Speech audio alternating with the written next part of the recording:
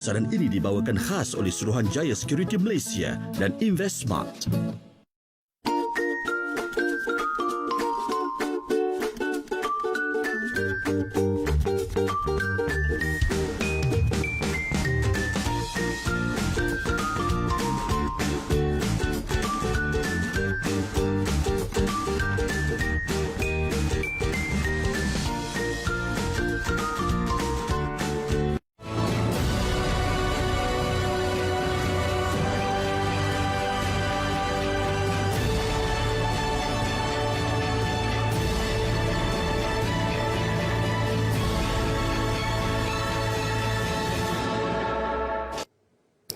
Assalamualaikum dan salam sejahtera. Anda sedang menonton Inklusif dan kali ini temu bual khas kami bersama Menteri di Jabatan Perdana Menteri Portfolio Ekonomi. Selamat datang kepada Yang Berhormat Datuk Seri Mustafa Mohamed. Terima kasih Datuk Seri. Kita semua maklum dengan kesibukan jawab Datuk Seri, terutamanya dalam tempoh-tempoh sekarang ini. Tapi itulah ramai juga yang sebaik sahaja rancangan Malaysia ke-12 selesai di penggulungan di Dewan Rakyat, dibawa ke Dewan Negara, menimbulkan lebih banyak lagi, kalau kita boleh guna analoginya, macam relay, Datuk Seri, bila dibentangkan, stakeholders ataupun pemegang taruh ini perlu mengambil baton tersebut dan cuba merealisasikan teras-teras yang telah pun digariskan. Juga baru-baru ini Datuk Seri menyebut pentingnya bagaimana untuk mengembalikan kekuatan ekonomi itu dengan menghasilkan pekerjaan yang berkualiti. Cuma persoalannya di sini, siapa yang bertanggungjawab ataupun boleh memberikan potensi tersebut? Assalamualaikum warahmatullahi wabarakatuh. Terima kasih banyak. Alhamdulillah, RMK 12 sudah pun diluluskan oleh Dewan Rakyat. Sekarang ini di Dewan Negara. Umumnya diterima baik oleh rakyat, tapi yang penting sekali adalah pelaksanaan. Isu inilah yang dibangkitkan oleh banyak pemerhati. Jadi kita memang sedar bahawa rakyat menunggu-nunggulah untuk bila nak laksanakan RMK 12 ini. Jadi yang pertamanya kita sudah buat keputusan untuk menubuhkan satu jawatan pemantauan dan pengurusan sendiri oleh Perdana Menteri. Ya. Itu di peringkat tertinggi. Tak pernah lagi berlakulah dalam ingatan saya Perdana Menteri sendiri yang pantau RMK 12 ini. Biasa peringkat menteri ataupun pegawai. Ini menunjukkan betapa seriusnya kerajaan hari ini untuk menterjemahkan segala perancangan itu menjadi realiti. Yang keduanya, kita perlu pastikan bahawa pemegang taruhlah dalam hal ini kita ambil pendekatan keseluruhan negara ataupun whole of nation approach, di mana bukan setakat pegawai kerajaan tetapi juga rakan-rakan kita di luar sana, sektor swasta, sektor CSO, civil society organisation umpamanya. Jadi kali ini kita nak libatkan semua pihak lah untuk melaksanakan RMK 12 ini. Tak kurang penting ialah ahli parlimen. Ya. Ahli parlimen ingin terlibat dengan lebih aktif lagi dalam memantau pelaksanaan, dan kita alu-alukan hasrat ini kerana mereka wakil rakyat, mereka berada di akar umbi dan mereka boleh rasa denyut rakyat itu. Maka dengan itu kita harap wakil rakyat juga akan dapat membantu kita dalam memberi maklum balas. Umpamanya kalau ada sesaran yang jauh sangat lari, kita perlu diingatkan. Ini cabaran kita. Kita makan masa 2 tahun kira-kira untuk kita sediakan rancangan Malaysia ke-12.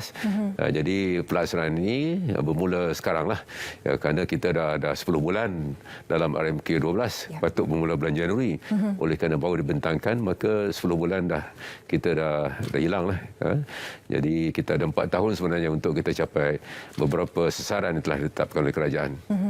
Datuk Seri sebut tentang Yang Amat Perdana Menteri yang mempengerusikan jawatan kuasa ini dan tidak pernah dilakukan sebelum ini. Adakah kerana jumlah itu lebih besar berbanding sebelum ini? Peningkatannya agak tinggi sebenarnya, sehingga 400 bilion ringgit. Ia ada kaitan dengan jumlah peruntuk yang besar, tetapi yang lebih pentingnya, ia rancangan yang komprehensif, meliputi semua sektor dan meliputi semua jentera kerajaan dan swasta. Dan kali ini kita mempunyai banyak libat urus, dan di luar sana dalam keadaan kita ketulusan dalam masyarakat yang lebih tulus hari ini, yang menuntut supaya kerajaan ini bertanggungjawab kepada rakyat. Pada kita demokrasi, maka itu semakin hari semakin rakyat semakin sedar betapa pentingnya mereka terlibat dalam proses bukan pengubalan, tapi kali ini ialah memantau pelaksanaan. Jadi kerja ni kerja yang besar dan kita memang ala-alukan penglibatan semua pihak, khususnya untuk memastikan bahawa kita dapat, jika ada perkara-perkara yang tak dapat kita capai umpamanya, bagaimana kita nak capai. Umpamanya dalam aspek kemiskinan, satu perkara yang amat penting.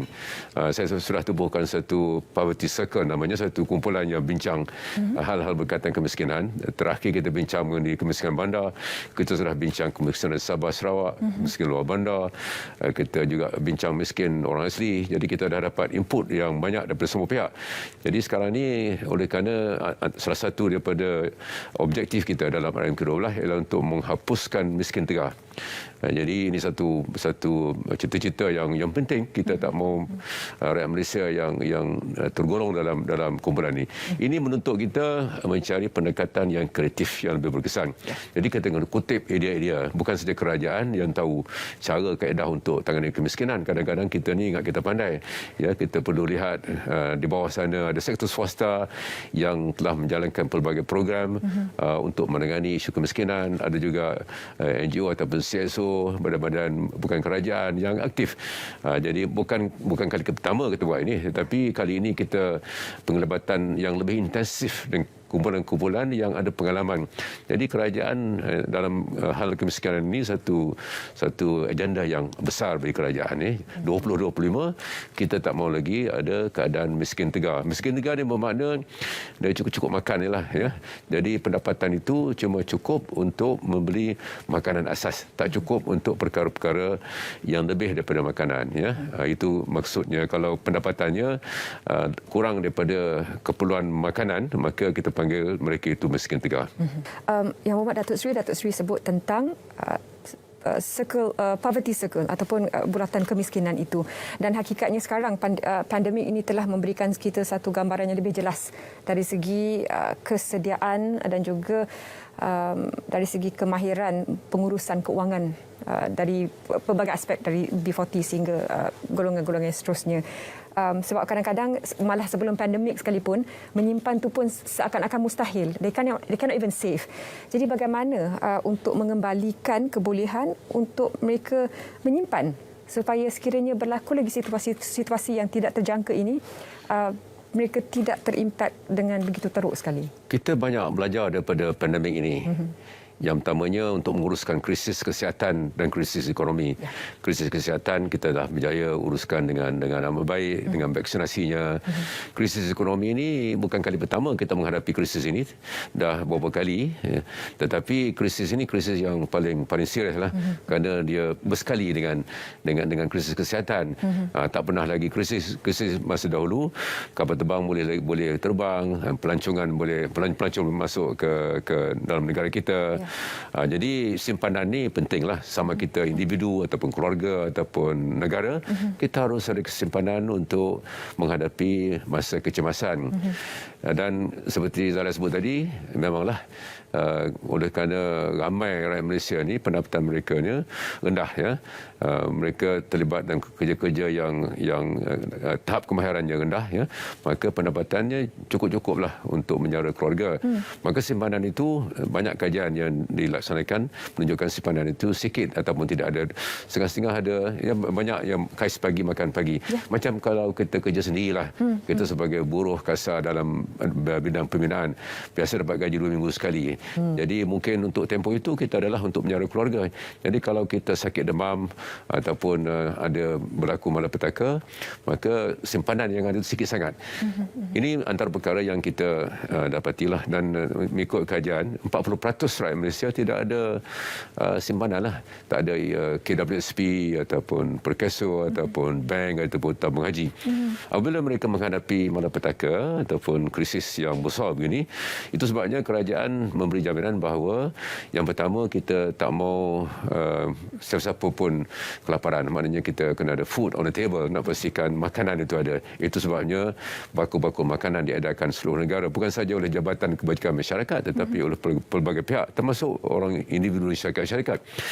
Yang keduanya, kita nak cuba pertahankan pekerjaan. Kerana kalau tak ada kerja, ya, maka sudah pasti tak ada pendapatan dan tak ada simpanan. Dan ini dilakukan melalui program subsidi upah umpamanya yang telah berjaya memberi bantuan kepada lebih 2.7 juta pekerja sebagai contohlah. Ya.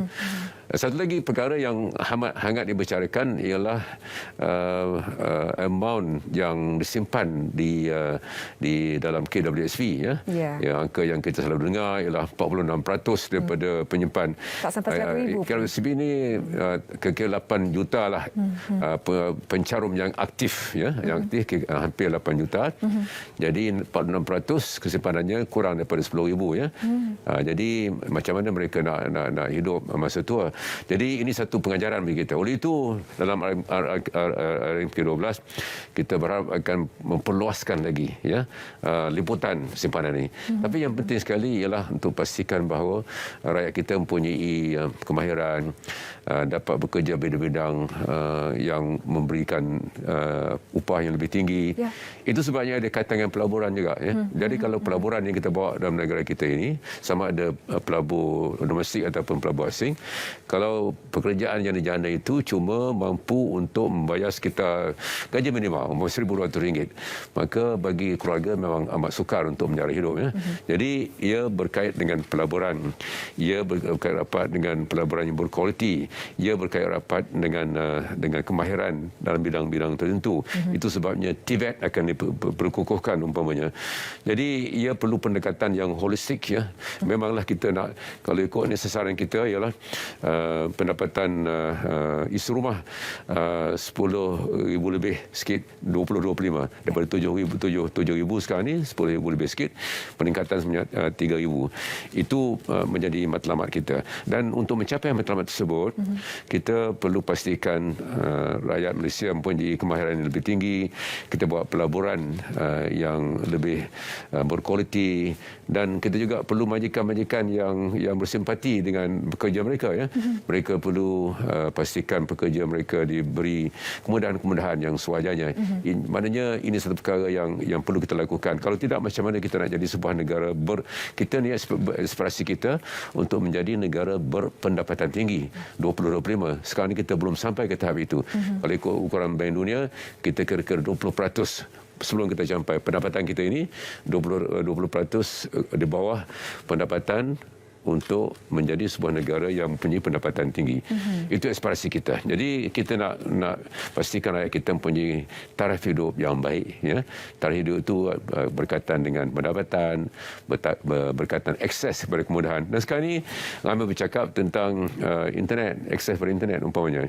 Ini sudah menjadi satu utility asas lah yang menjadi keperluan, ya, kerana PDPR umpamanya, ya, bila sekolah-sekolah ditutup. Jadi maknanya dalam pandemik ini kita belajar banyak, ya, banyak perkara, banyak yang kurang dalam masyarakat kita, banyak yang kerajaan perlu tambah untuk memastikan rakyat dapat menikmati taraf hidup yang lebih selesa. Datuk Seri, dengan tema keluarga Malaysia mampan inklusif, makmur inklusif dan juga mampan, juga disebut tentang isu equity yang barangkali dilihat agak sensitif, terutamanya dalam kita ingin mengangkat perpaduan di kalangan pelbagai kaum ini, Datuk Seri. Bagaimana isu equity ini diterjemahkan supaya tidak menimbulkan rasa kurang senang di kalangan kaum yang lain? Kita ada 3 kumpulan besar. Yang pertama, ekuiti asing, 45%. Yang kedua bukan Bumiputera, 25%. Bumiputera 17.2%. Itu 3 kumpulan besar. Jadi kita mahu setiap rakyat Malaysia mempunyai, pasal ekuiti ini relevannya, kerana kalau ada ekuiti, ada saham-saham, maka ada pendapatan, ada dividen. Jadi kalau lebih ramai masyarakat Bumiputera kita memiliki saham dalam syarikat-syarikat yang menguntungkanlah sudah pasti. Maka selain daripada pendapatan daripada gaji, jadi kalau dia kerja sendiri umpamanya, selain pendapatan simpanan, dia ada saham, ya. Umpamanya dalam ASB, ramai lebih separuh daripada Bumiputera yang layak punya saham dalam ASB. Maka itu menjadi pendapatan tambahan. Itu relevannya equity, ya. Yang kedua, kesaksamaan, ya. Kita nak pastikan bahawa rakyat Malaysia mempunyai milik dalam syarikat-syarikat Malaysia. Pada masa ini kita belum mencapai lagi lah matlamat kita 30%. Jadi mungkin ada silap faham sahabat-sahabat kita bukan Bumiputera, bukan kita nak ambil daripada rakan-rakan bukan Bumiputera. Yang kita maksudkan dalam ucapan Perdana Menteri itu ialah syarikat-syarikat yang memang saham-saham yang memang pun dalam tangan Bumiputera itu. Mana kita nak pastikan ia dipegang. Jadi kalau dalam pegangan Bumiputera itu dijual pada orang lain, maka sudah pasti ini akan menghakis ekuiti Bumiputera. Itu matlamat kita. Jadi maknanya kita tidak ada niat untuk mengambil hak orang lain, dan ini akan dilakukan dalam konteks pertumbuhan ekonomi. Bila kek itu berkembang, ya, ekonomi berkembang, maka ada ruang untuk kita agihkan pendapatan, ya. Sedikit kesimpulan Yang Berhormat Datuk Seri, bagaimana pula dari segi PMKS yang tidak dapat bertahan bila sebaik saja fasa pembukaan ini kita lalui, mereka tidak dapat bertahan, tidak dapat sustain untuk kembali meneruskan bisnes ataupun perniagaan mereka. Bagaimana rancangan Malaysia ke-12 ini boleh membantu memberikan pengharapan itu kembali kepada mereka?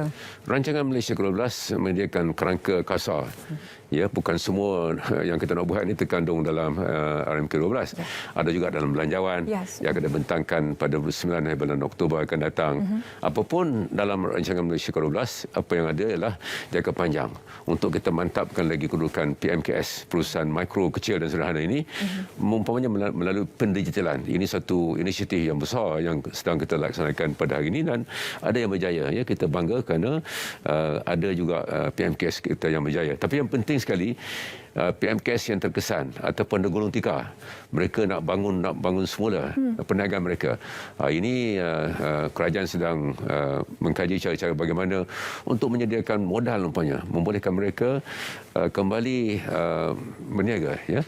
Kerana PMKS ni memang ialah dalam konteks simpanan, mereka tak ada simpanan, ya. Apabila walaupun kerajaan bagi sedikit geran prihatin nasional GPN itu kepada mereka, itu membantu mereka, tetapi tak mencukupi untuk mereka kembali berniaga. Jadi kerajaan sedang memikirkan cara-cara bagaimana untuk menyediakan modal kepada mereka ini, supaya apabila kita buka sektor-sektor ekonomi ini, sekarang ini pergerakan sudah mula kita lihat jalan raya, kepada lapangan terbang pun Langkawi. Maka bila ini berlaku, maka lebih banyak sektor akan berkembang, dan salah satu daripada sektor yang akan mendapat manfaat besar ialah PMKS, ya. Jadi apabila mereka nak berniaga dalam keadaan di mana ya ekonomi kita semakin rancak, mereka perlukan modal. Ini kerajaan sedang mengkaji kaedah yang terbaik bagaimana untuk memastikan PMKS yang terkesan, yang dah berhenti, ya, yang setengah-setengah mungkin tak ada modal langsung. InsyaAllah, ya, satu skim sedang dirangka untuk memastikan bahawa, kerana PMKS ni besar, ya, besar dari segi pekerjanya, dari segi keluaran negara kasarnya, dari segi ekspornya, dari segi pekerjaan, ya, kira-kira 50% adalah, ya, bekerja dalam bidang PMKS, tulang belakang negara PMKS. Jadi kalau mereka tidak dibantu, maka sukar untuk kita pulihkan ekonomi negara. Jadi pemulihan ekonomi negara kita banyak bergantung kepada kekuatan PMKS kita. Nada optimis itu mengakhiri segmen inklusif kita pada kali ini. Terima kasih sekali lagi Yang Berhormat Datuk Seri kerana sudi meluangkan masa bersama kami, dan seperti yang kita katakan di awal siaran tadi, baton ini dipegang oleh semua Yang Berhormat Datuk Seri, untuk sama-sama kita keluar dan juga membangunkan semua ekonomi rakyat. Sekali lagi terima kasih, dan untuk itu bagi pihak penerbit kami Haji Syarif Sarafuddin dan semua kru inklusif, terima kasih kerana mengikuti siaran ini. Sehingga ke siaran seterusnya. Assalamualaikum dan jumpa lagi. Assalamualaikum.